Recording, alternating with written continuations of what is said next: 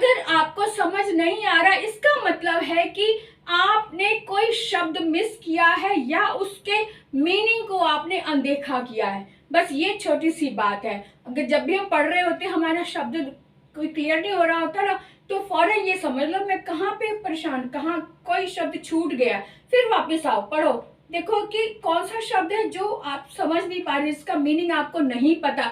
बस यही तरीका होता है किसी भी भाषा के अंदर घुसने का। तो समझ लो और रट कर मत समझो, उसकी बारीकियों को समझकर अगर आप समझोगे तो हमेशा के लिए आप उसके मीनिंग को अपने अंदर आत्मसात भी कर पाओगे और किसी और को भी पढ़ा पाओगे। किसी और को पढ़ाकर देखो, आपको खुद को ही अपने आप में ही कॉन्सेप्ट क्लियर हो जाएगा। बस तो होली मुबारक हो। होली खेलते खेलते आज हम पढ़ेंगे, कितना मजा आएगा ना भाई। तो आज मैं रचना के आधार पर वाक्य भेद इतनी सरलता से बताने वाली हूँ कि पानी की तरह आप चुटकी बजाते इसको समझ लेंगे और पहचान भी लेंगे। तो आज बीरज में होली रे रसिया, आज बीरज में होली रे रसिया। तो पहला वाक्य लेते हैं हम, सरल वाक्य। इसके 3 ही भेद होते हैं, इसके ज्यादा भेद नहीं है। जितना लंबा इसका टाइटल है, रचना के आधार पर वाक्य भेद, ऐसा लगता है पता नहीं क्या बड़ी तोप आ गई, पर ये बहुत ही आसान है समझने में। तो जल्दी से समझ लेते हैं बहुत ही कम समय में। पहला इसका वाक्य है सरल वाक्य। सरल जैसा कि शब्द से पता चल रहा है, सरल यानी इजी। इसकी एक पहचान होती है कि इसमें एक सरल वाक्य होता है, सिंगल वाक्य होता है। और सिंगल वाक्य की पहचान क्या होती है कि उसमें एक क्रिया होती है। पूरे वाक्य में एक वर्ब यानी कि एक क्रिया आती है, और एक क्रिया है तो समझो एक सेंटेंस है। और एक सेंटेंस जिसमें होता है, जिसमें एक क्रिया होती है, वो होता है सरल वाक्य। अब आते हैं संयुक्त पर।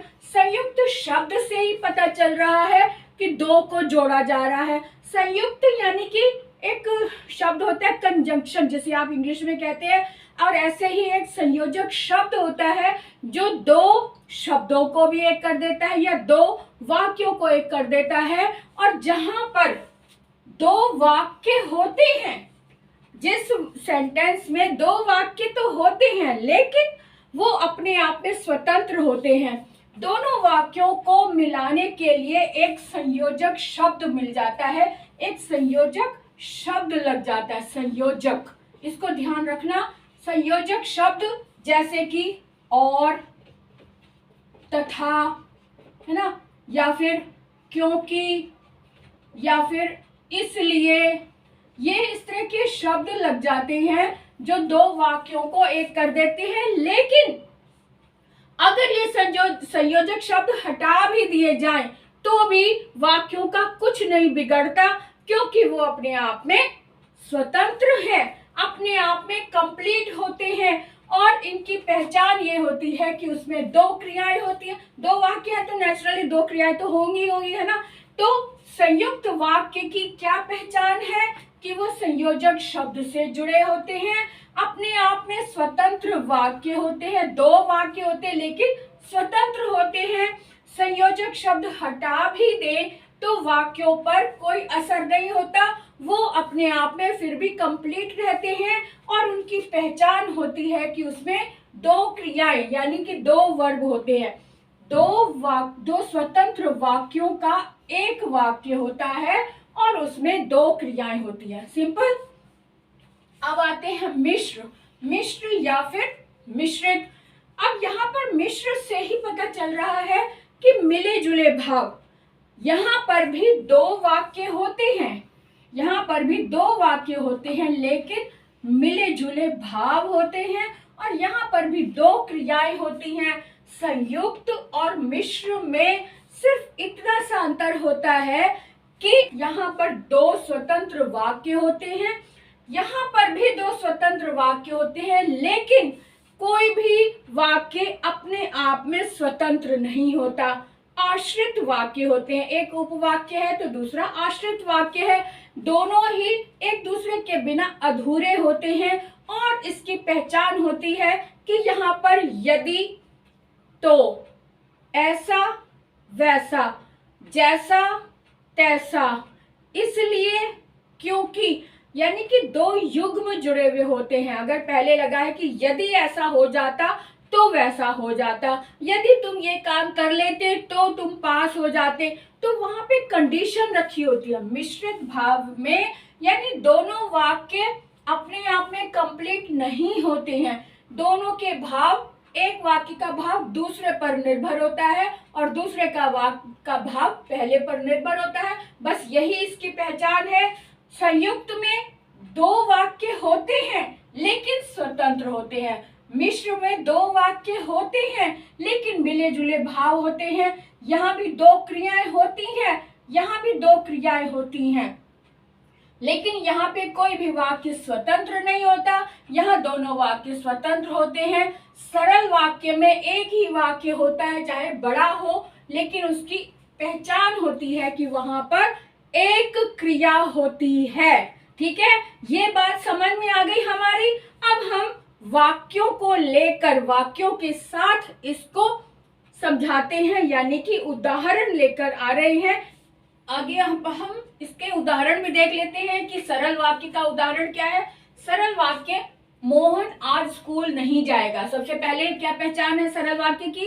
एक वाक्य है और एक क्रिया। एक वाक्य की पहचान क्या होती है? एक क्रिया होती है, यानी एक वर्ब होता है।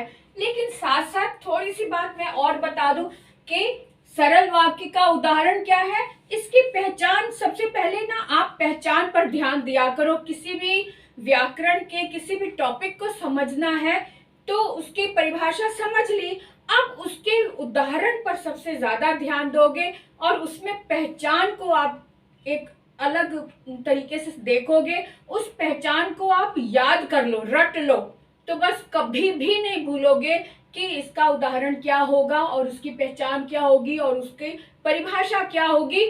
सिर्फ डिपेंड करता है उसकी पहचान पर। अब यहाँ मैंने क्या बताया था, सरल वाक्य, जैसा कि शब्द से ही पता चल रहा है सरल यानी कि सिंपल वाक्य। सिंपल वाक्य है ना ये, मोहन आज स्कूल नहीं जाएगा, तो यहाँ पर बिल्कुल सिंपल है, जाएगा, एक क्रिया लगी। यहाँ पे गया था भी हो सकता है या जा रहा है ऐसा भी हो सकता है, लेकिन क्रिया एक ही आएगी और एक ही वाक्य है सिंपल वे में। यहाँ पर दो हिस्सों में बांटा जा सकता है वाक्य को। एक कर्ता के साथ जो डिपेंड करता है, जो अगर और भी शब्द हो साथ में कर्ता के साथ आए हैं तो वो हो जाता है, जैसे इंग्लिश में आप कहते हैं सब्जेक्ट एंड प्रेडिकेट। बिल्कुल यहाँ पर भी उद्देश्य और विधेय होते हैं, दो भागों में बांट दिया जाता है। उद्देश्य यानी कि जो कर्ता के साथ है शब्द, जो उद्देश्य को प्रकट कर रहा है, जो कि जिसका उद्देश्य है कि कार्य को जो भी किया जा रहा है उद्देश्य है, यानी कि इसका मोहन का उद्देश्य है कि वो स्कूल नहीं जाएगा। और बाकी जो ये वाक्य है, ये जो क्रिया के साथ जुड़े हुए हैं वो होता है विधेय, और जो कर्ता के साथ जुड़ा होता है वो होता है उद्देश्य।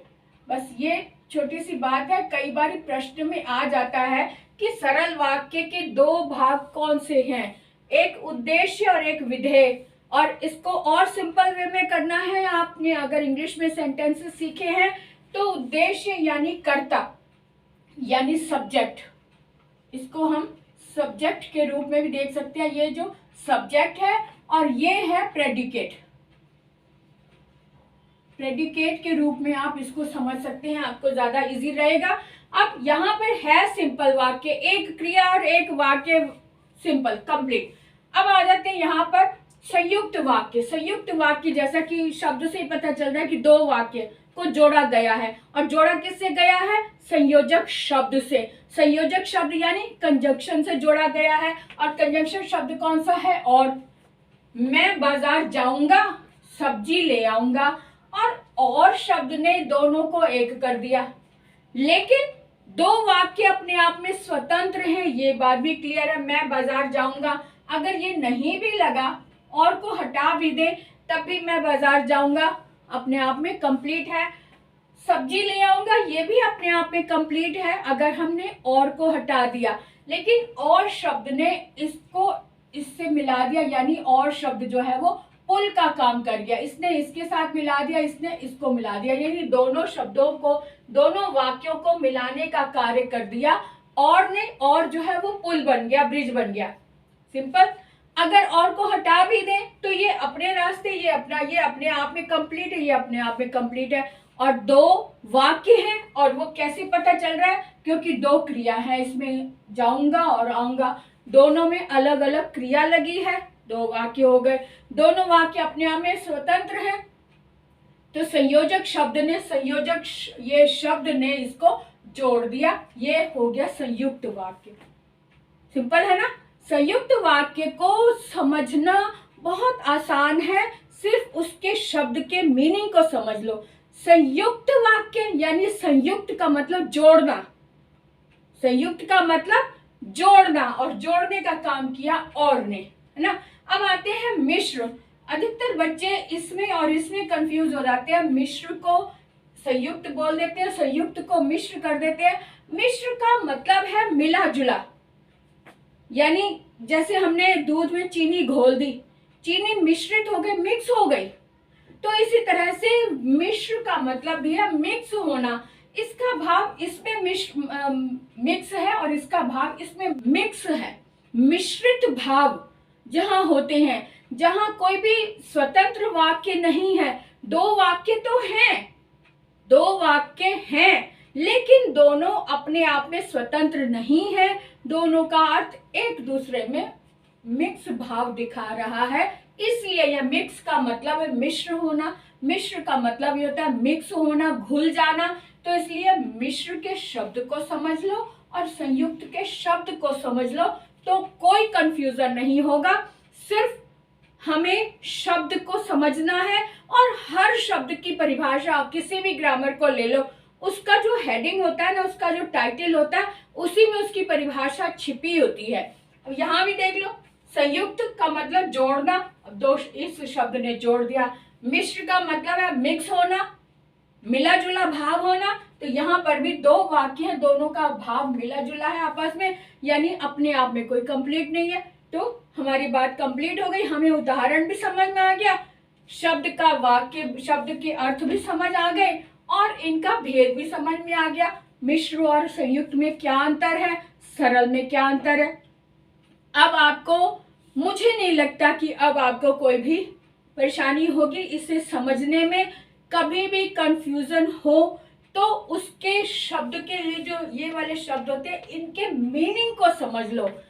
अगर आपको समझ नहीं आ रहा, इसका मतलब है कि आपने कोई शब्द मिस किया है या उसके मीनिंग को आपने अनदेखा किया है। बस ये छोटी सी बात है। अगर जब भी हम पढ़ रहे होते हैं, हमारा शब्द कोई क्लियर नहीं हो रहा होता ना, तो फौरन ये समझ लो मैं कहाँ पे परेशान, कहाँ कोई शब्द छूट गया, फिर वापस आओ, पढ़ो, देखो कि कौन सा शब्द है जो आप समझ नहीं पा रहे, इसका मीनिंग आपको नहीं पता। बस यही तरीका होता है किसी भी भाषा के अंदर घुसने का।